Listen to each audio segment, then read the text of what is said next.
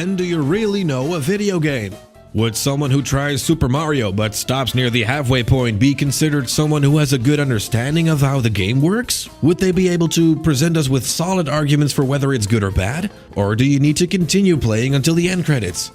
Would playing an MMORPG for 10 hours be considered a decent amount of time to get a good understanding of the game, or would this qualify more as a first impression? My point being, it's harder to say when you truly know a video game than, for instance, a movie. Therefore, it's harder to say whether the game truly sucks or you just didn't give it a fair chance. The way I see it is, if a game can't keep me interested in it for long and it doesn't give me the idea it will prove later on, it has failed. Everyone will stumble upon games that either got way higher review scores than originally anticipated, even when you liked it, or just end up boring you regardless of their popularity. Therefore, I'd like to make a list about my experiences with games that I didn't like as much as others. Keep in mind, this list is 100% opinion-based. I'm not saying you were wrong for liking these games, and I'm glad these games have been embraced by many. This list will only include games that I've played in recent years and played for at least a couple of hours, so I gave them a fair chance. With that aside, let's start the list. Number 10. Silent Hill 2. The first time I played a Silent Hill game was only recently, being Silent Hill 2. It didn't make the impact I was hoping for. It's enjoyable for sure. There were some good parts and I was interested in the sequels too, but I wasn't able to fully understand the one of the best horror games ever made reputation it has. A large portion of the game consists of walking long, empty streets or long generic hallways to check inside the rooms over and over again, hoping you'll find clues about where to go next. Sometimes you have to fight, sometimes you have to solve puzzles. The places you go to are too similar looking, and constantly running from door to door got frustrating after a while. Why give me a hallway with 6 doors if only one of them is open? Why not just have one door that leads me to where I need to go, so I don't waste my time constantly checking closed doors? There are monsters in the streets and the hallways, but you can easily run past them. It's almost funny how much they're not a threat to you. The fighting controls are rather clunky, making the combat needlessly hard, and the camera can be a bitch. It can be difficult to see where you're going, so I ended up running straight into attacking enemies on numerous occasions.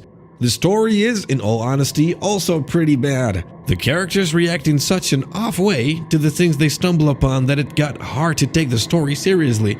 Especially the English voice acting is unintentionally funny. I'm kind of lost. Lost? However, there are some clever parts in the story, especially in the last half hour it went in a surprising direction. The monster designs are very disturbing and original, especially the sound editing could get rather unnerving. But the highlights were the puzzles. These are really fun and original and felt rewarding once I solved them. While not a masterpiece by all means, I thought Silent Hill 2 offered enough decent parts to be enjoyable.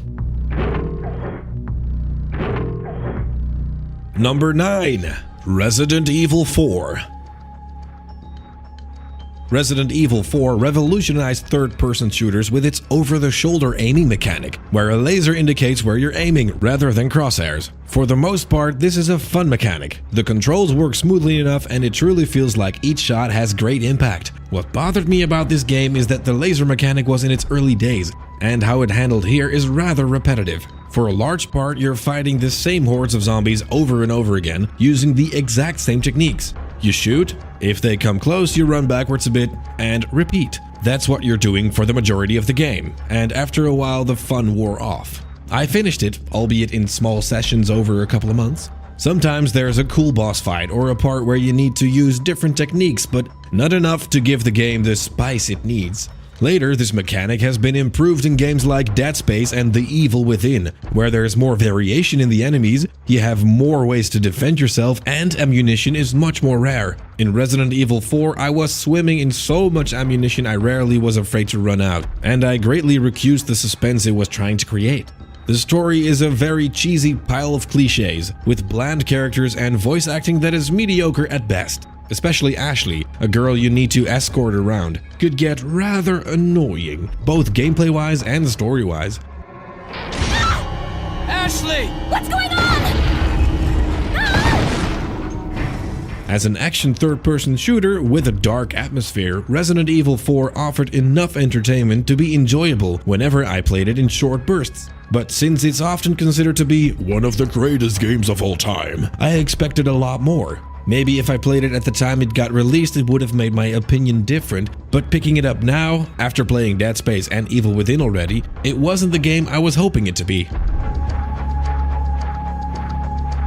Number 8. Doom. Doom is a game that's a lot of fun in the beginning. You're a tough guy, gun blazing around in a spaceship where you fight all kinds of demons and brutally murder them. It's very enjoyable and over-the-top action with solid controls. It never felt like cheap game design was to blame when I lost, but only my lack of skill. The graphics look good and the music gets the adrenaline pumping. From those aspects, I'm able to see where the appeal comes from. Why is it on this list then? Well, the most basic thing I can say is that it simply got boring after a while. Running around shooting demons in very similar looking levels is all you do. There are different demons with different techniques, as well as you get new weapons with fun additional effects, so there is variation here. But no matter what weapon I got or how the environments were designed, running around and shooting was the best technique in all cases. I rarely felt like I needed to use the environment against the enemy or be more defensive against certain types of enemies. When I tried to do that, I got punished, so I just kept on running, pumping around and shooting with every weapon against every enemy. Doom is also a game that has too much action. You travel from location to location and do nothing but fighting, with short moments of walking in between. After a while, this action-induced adrenaline wore off and I just wanted some variation, like puzzles or platforming. I think it was fun to play for a couple of hours, but after being in hell for a while, I just lost interest. Don't take that out of context, please. Number 7. The Legend of Zelda: Twilight Princess. I have a lot of appreciation for certain things the Legend of Zelda franchise does, but as a whole, the games don't grab me enough to truly enjoy playing them. I think the story of Zelda games are just too cliché and lack the solid writing to make the cutscenes fun. Link is a silent protagonist that seems to go along with every morally good choice without questioning anything, making him a bland character in terms of story. Ganon is a generic dark villain who's evil for the sake of being evil, and Zelda is a generic good princess who's mostly there to drive the plot forward. At least in Twilight Princess she is. The fact that there's so much story and it takes itself deadly serious, like it's the Game of Thrones of Nintendo or something, doesn't make it any more pleasant. But story aside, the gameplay consists of a lot of walking around where it's often unclear what you're supposed to do. For example, at a certain point I had beaten the underwater temple, then I had to go up a snow mountain I wasn't able to go up before. However, in order to go up the mountain you need the snow boots. In any other game, I would get the snow boots after defeating the underwater temple, but in Twilight Princess you have to backtrack to find the boots. All you get about the location of these boots are vague clues, resulting in tons of walking back and forth, talking to characters and questioning what the game wants from you. Things like this made it more frustrating to make progress than rewarding or fun.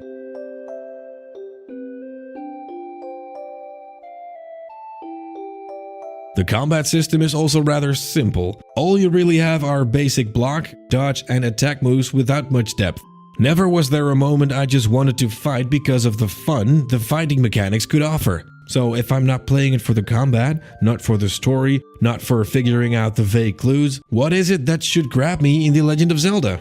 Well, the puzzles were fun. I enjoyed it greatly every time I was in a room and had to look for a creative way out with the pieces given at hand. The music is also fantastic, with many memorable gaming tunes known by any video game lover. There are also many creative designs or some clever gameplay ideas. Their style is so unique, at first glance you straight away know it's a character from The Legend of Zelda. I just never enjoyed the things I had to do to get to the positives. I like watching reviews or top lists about this franchise and I understand where the hype comes from, but it never appealed enough to me to truly enjoy them, and I've tried them enough. Number 6. LA Noir. Throughout my life, I've tried multiple Rockstar games, but none of them truly grabbed my interest. While they're very impressive from a technical point of view, something about the gameplay and writing just never clicked. Of the Rockstar games I've played in recent years, the one I gave the fairest try was LA Noir. As someone who loves Phoenix Wright, where interrogating suspects and exposing their lies is the main mechanic, LA Noire sounded like something similar. But it turns out these games are very different in a bad way. In LA Noire, the main mechanic is analyzing facial reactions of the characters you interrogate, not necessarily paying close attention to what they're saying and whether it matches the evidence. Reading facial expressions does, however, sound like a cool and unique mechanic, and in the beginning it is, especially with the impressive facial motion capture they used. But the more I interrogated witnesses, the easier finding lies got until I could play the entire game on autopilot, without ever requiring skills or serious thinking anymore. Basically, if characters stare in front of them without any real emotion or movement, they're not lying. If they are, you need to either say you doubt them or point out a pretty obvious lie, never really having that eureka puzzle moment to them. Once I noticed that, the majority of the interrogations became very easy and the game lost its charm. In between the interrogations there are investigations, but the game gives so much cues on whenever you're close to important items, like playing certain sounds or vibrating the controller, that this also became something I did on autopilot. Only in larger areas did it require me to think out of the box on where to look, but in any small room it was a matter of walking a circle. Next to investigations, there are some action moments like car chases or shooting scenes to give the game some variety. However, these are also on the easy and repetitive side. You just run after them in a rather obvious linear path without really needing to use skill or platforming reflexes. And the game offers you to skip the action sequences if you fail a couple of times, like even the creators think these sequences are not that good. These are things I expected out of an easy mode or something, but not the main game where there's no difficulty option. The only part that truly stood out to me was a moment where you need to choose between two suspects, who both matched the evidence I had, but I could only pick one. This offered a clever moral choice and I wasn't sure whether the guy I picked truly was the culprit. I wanted more of those moments, at least in the chapters I've played. In terms of presentation, this is a good game. The acting is spot on, excellent voice acting, solid animations, smooth music that fits the noir theme, and again, impressive facial expressions. The world looks very lively and reacts in a realistic manner to your actions, but that's something every Rockstar game does, so I honestly stopped being impressed by that. Gameplay-wise and in terms of writing, however, it just didn't do it for me. Number 5. Assassin's Creed 2. After just 2 hours of playing Assassin's Creed 1 and 8 hours of playing the second, there just wasn't anything that really impressed me in these games, in terms of writing and gameplay at least. Assassin's Creed 2 is an open world game where you walk towards characters that have a mission for you. Then you walk all the way to the location where you do the mission, you play the mission, which usually involves an easy task, and then you need to travel back and report you completed the mission. Meaning that a large part of this game consists of traveling back and forth. Traveling can take up quite some time due to the size of the world, and it's not fun to do since you just need to hold the analog stick in a certain direction, press the climb button in case you need to climb, and Ezio does everything for you. There never was a part where platforming was a rewarding, challenging thing to do. The combat, in the 8 hours I've played it, was also ridiculously easy. It was basically an easier version of the fighting in the Batman Arkham games, with an attack button, a dodge move, and a counterattack. Contrary to the Batman games, I was able to mindlessly spam the attack button and the enemies did nothing, even when I had a shitty sword and was surrounded by multiple armored enemies. If an enemy decided to attack me, this animation was slow and very noticeable, making it easy to counter him, and the counterattack is a one-hit kill move. Like the combat itself wasn't easy enough. This made the fighting really boring. But also the story didn't work for me. It follows a cliché story about the main character living a romanticized perfect life, followed by a death you saw coming from a mile away and Ezio wanting revenge. Because the characters offered nothing besides being happy, it made them rather bland and boring. However, the graphics are impressive, the world is very lively, and the huge size is impressive for the time this game got released. The controls work mostly fine, music is pleasant to listen to, and especially the animations are impressively made. On occasion there were some chuckles and fun ideas. Do I know you from somewhere? Don't you recognize me? It's me, Mario! Just nothing that made up for the lesser aspects of the game. Assassin's Creed 2 is often considered to be one of the best, if not the best, Assassin's Creed game. The fact that this game didn't work for me was enough to stay away from the sequels, and I've just grown tired of seeing this franchise show up at E3. Number 4. Crash Bandicoot 1. While I've complimented Crash Bandicoot before, I was mostly referring to Part 2 and 3. The original Crash Bandicoot for PS1, however, is not a game that holds up particularly well. This is mostly due to their relentlessly high difficulty and the unforgiving save mechanic. In the original Crash, if you want to save, you need to beat the bonus stage of a level first. In order to get to a bonus level, you need to find all hidden coins that are scattered throughout the stage. If you fail the bonus stage, you don't get a second chance at it right away, so you needed to play the entire level again from the start if you want to try the bonus stage again. And you can't just play an old level again in order to save there either, because then the game thinks that's the level where you left off. Because of this punishing save mechanic, playing Crash Bandicoot is just too frustrating and it ruins the game for me. For one of the first 3D platform games, I can understand why they didn't do it in another way, but nowadays this would be unacceptable. However, this is completely fixed in the Insane trilogy, where you can save at the level select screen and you have infinite tries at the bonus stages, which makes this version superior to the original. However, it's not just the save mechanic, because the level design can also be a bitch. There are stages where you need to climb up really high, and making just one mistake sends you all the way down again. Not to mention all the instant death pits and clunky depth precision that make the game even more frustrating. I feel the levels of the sequels are designed way better and have much tighter controls due to Crash's additional moves. The first original Crash Bandicoot I don't think holds up particularly well, and it's more unpleasantly frustrating than rewardingly fun. Number 3. Marvel vs. Capcom 2. I think it's important to mention that I played the PlayStation 3 version. I hear the PlayStation 2 versions and other older ones are different because they have a lot of unlockables, unlike this version where you already have everything unlocked at the start. I freaking love myself some 3D fighting games like Dead or Alive, Tekken, Soul Calibur and Virtua Fighter. But 2D fighting games like Kings of Fighters, BlazBlue or Street Fighter never really interested me at all. Except for Dragon Ball FighterZ, but I'll save that for a possible future video. Anyways, this is largely due to that the games I've played never offered interesting single-player modes. You already have everything unlocked, so what precisely is my goal? Just play arcade mode until I stop out of boredom? This was a big problem I've encountered with Marvel vs. Capcom 2. After doing arcade mode with a couple of characters and playing a couple of online matches, I had no reason to play it anymore. But even if I ignored that, the fighting mechanic doesn't entertain me enough either. With 6 characters in one match, it quickly became a chaotic game with tons of projectiles, special moves and characters flying all over the screen, making it hard to focus and plan techniques. In the time I played it, I noticed that spamming projectiles or constantly repeating the most effective combo worked better than when I tried different combos or more defensive approaches.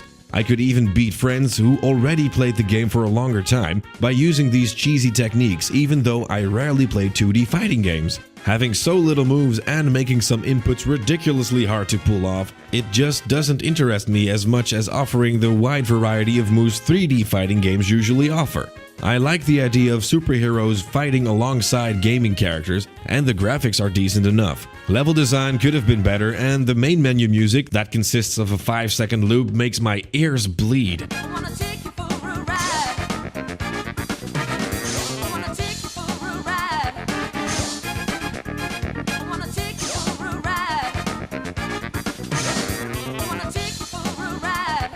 But it's the unbalanced characters, overall gameplay, and a lack of engaging single-player modes that make me dislike Marvel vs. Capcom 2. Number 2. The Witcher 3. I've never been fond of those 100-hour open-world games where there's a ton of things to do. I used to think I just didn't give them a fair chance. So, with The Witcher 3, I compelled myself to continue playing regardless if I was bored, just to see whether it was a matter of not playing them long enough. Maybe I just needed to play them for 20 hours to truly get sucked into the world instead of giving up after 30 minutes. But after 40 hours of ups and downs, I just couldn't force myself to play it anymore. My biggest issues with The Witcher are that it's repetitive, the gameplay isn't fun enough to warrant the 100 hours it asks you to put into it, the story progresses slow, and you need to walk long distances way too much. There are fast travel points to make traveling easier, but you need to get to them first and then walk from the travel fast point towards your mission. If you already have been to an area, why can't I just teleport to the mission straight away? Or at least put fast travel points in better places. For example, you have to do a couple of missions for the Baron, who is located at the top of a small hill. Rather than putting the fast travel point on top of the hill, they put it outside the village, meaning you need to walk up and down the hill over and over again just to start and finish a mission. At least a third of the 40 hours I put into it, I was walking in similar looking environments just to get to my goal. And my reward for all this walking was rather mediocre gameplay. Some missions include fighting, some racing, some crime investigation, some other stuff. But the majority of them just weren't that fun to do. The fighting system is more complex than Assassin's Creed, but nowhere near Devil May Cry or God of War levels of good. It was fun at first, but after a while I just stopped caring about fighting the same generic thugs. There are magic spells to give the fighting more depth, but once you upgrade one of them it quickly becomes the best spell. So why would I use other spells if one of them is clearly superior? The fighting is alright at best, but it didn't sweeten the deal that made me want to continue for many hours. Racing is a very easy task where you follow a simple path, and there aren't any fun mechanics added to give it more depth. No tricky platforming or tricky curves, no additional items, spells, or other stuff. Just run the simple path and ask your horse to run faster on occasion. If there was a mission that offered me to go horse riding, I immediately declined because I didn't think this was fun to do at all. But the absolute worst one is crime investigation. You just follow a trail that leads you to the culprit. No puzzling, no connecting clues, no interrogating. Just another part where you do nothing but walking around without any skill or thinking, disguised as an investigation. I'm sorry, Witcher fans, but I seriously can't understand how this gameplay got so many 9s and 10s. All of these mechanics are done so much better by other games, I see no reason to pick The Witcher over them, in terms of gameplay at least. A positive that I feel I should mention about the gameplay is Gwent. Gwent was my favorite part of the game. It's a fun card game that required strategic thinking and planning. It was fun to challenge as much characters as possible, collecting cards and joining tournaments. The story I have mixed feelings about also, but it leans towards pretty boring. There are some complex characters with lively personalities, and you have a notable influence in how the story progresses. With characters like Ciri, the Baron, or Triss, I was interested in their story. However, these characters are only in a small part of the game. You jump from character to character, mission to mission so many times that I wasn't able to properly bond with any character. As a result, many of the characters didn't interest me, and when they started to interest me, they disappeared again to make place for new characters. The story starts with Geralt looking for Ciri. This quickly turns into a tedious task where you need to do all kinds of chores for people who then, after all the effort, give you a small hint about the direction Ciri went. This makes the story progress boringly slow, and after a while I lost my curiosity for where Ciri was. The graphics are very detailed and good looking. It's incredible a game world with this insanely huge size can feel so lively and real everywhere you go. However, it's a very generic looking fantasy world. There weren't many moments where I felt like I was exploring something unique that I had never seen before in terms of environment at least. Therefore, I wasn't that engaged by the world as I hoped to be. Impressive in the detail and size, definitely worthy of praise, but not a particularly interesting world to explore in my opinion. I'd rather have a smaller world that goes all out in creative design than a huge world with a couple of good parts in it. There are some good characters, some cool fights, some nice exploration points, some fun gameplay parts, but the things you need to do to get to them just bored me. After 40 hours, with no idea how far I was from the ending, I just lost my patience and gave up. The Witcher 3 just wasn't the game I was hoping it to be, and it got me to stay away from other 100-hour open world games.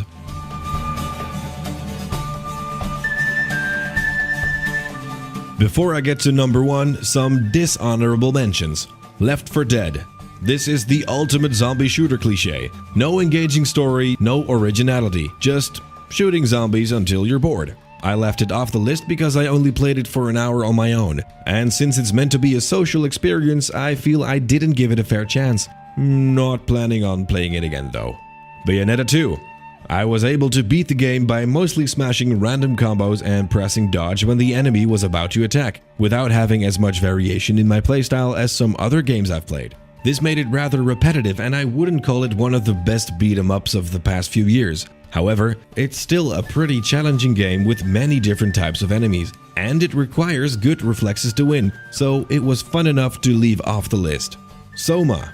Extremely boring gameplay. Nothing but opening drawers, looking for keycards in order to progress, and on occasion avoid a monster. However, the story has some really darn clever parts. Especially the opening and the ending are genius, so I left it off the list.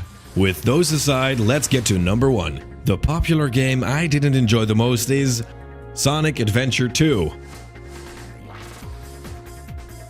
Let me make one thing clear, I never played this game as a kid. In my life I've played Sonic Heroes, Generations, Colors, Unleashed, 2006 and Sonic Forces before I touched this one. So I have seen the good sides of 3D Sonic, as well as the mixed sides and the bad sides. Generations being one of my favorite 3D platform games of all time, and I might even go as far as to say is greatly underrated. But anyways, with the positive reputation of Adventure 2, that's often seen as one of the few good 3D Sonic games, I expected something along the lines of Generations, but it ended up being one of the most disappointing gaming experience I have ever had. I find it hard to even call this a Sonic platform game, because at least 80% of the game consists of a third-person shooter and a search the 3 objects game, with every now and then a short Sonic or Shadow platform level in between. I could spend 10 minutes on 2 shooter stages, 50 minutes on a search stage, just to have 3 minutes of a Sonic stage and repeat. I don't dislike the idea of throwing new things in the mix, as long as they're fun to play and don't entirely replace the Sonic platforming.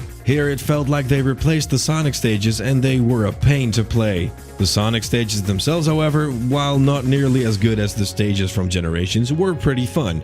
High speed reflexes, some creative obstacles, and it rewards perfection. The controls weren't as smooth as I'm used to, the levels show up way too infrequent and are too easy, sometimes the camera could get annoying, but aside from that, these stages held up good enough. If the entirety of the game consists of these types of levels, I wouldn't have put Adventure 2 on the list, but it's the 80% of the game I just despise. The third-person shooter stages make use of a lock-on system that does all the work for you. In other words, all you need to do is walk a short bit, hold the lock button to shoot all enemies in the area, and repeat until you reach the end of the stage. It's very repetitive and doesn't require much skill. Especially the fact that you hear a high beep every time you lock on is very annoying, and I don't know why on earth they thought this sound effect was a good idea.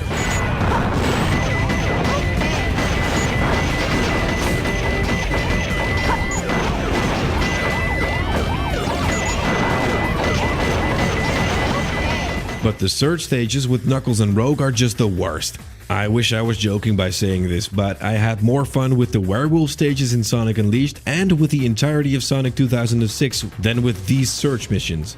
All you do is mindlessly run around non-linear levels and hope to find the right objects without taking too long. Again, it doesn't require much skill and it's very repetitive. Since the location of the objects is always random, it can take up quite some time before you find them all, making it more a tedious hide-and-seek task than a rewarding platform challenge. Knuckles also moves rather inconsistent. He speeds up like a maniac, where his running animation looks more like a glitch than a natural running animation. This can make it hard to navigate on tight spots, with a camera that isn't the best. The space level with Rogue the Bat is hands down the worst video game level I've played in a long time.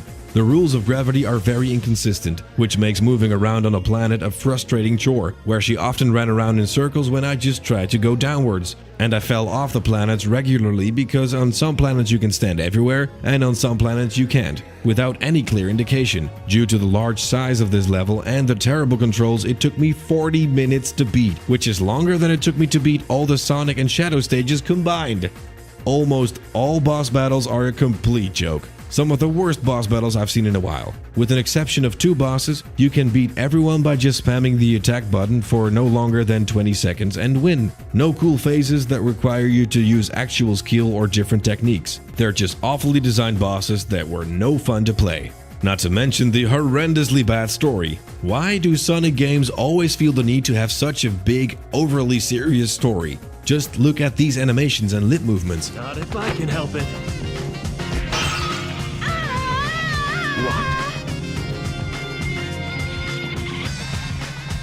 What was that all about?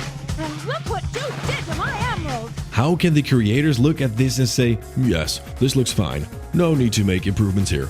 Sonic was once the rival of Mario at a point in time, but those times are long gone because this is something Mario would never approve of. Why can't more narratives be like Generations? Eggman is out to do something evil, stop him. That's it. It's simple, short and to the point. That's all you need for a Sonic story, and Generations is the only Sonic game where I didn't stop watching the cutscenes out of boredom.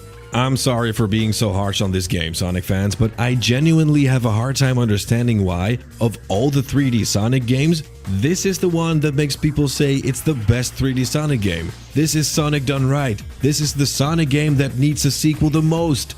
Is it nostalgia? Is there something greatly appealing about the shooter stages, the search missions, the boss battles, and story I'm not able to see? What is it that I'm missing here? To me, it's just a really bad Sonic game. With exception of the 2006 Sonic game, this was the worst Sonic game I have ever played. Hell, the 2006 Sonic game was at least so bad that it was fun. Technically, Adventure 2 is better, but in terms of enjoyment, Sonic 2006 had more to offer. Adventure 2 is just bad, frustrating, and really boring for 80% of the time, with some fun stages in between. For how greatly it has disappointed me, Sonic Adventure 2 ended up being my #1 popular game I didn't enjoy as much as others.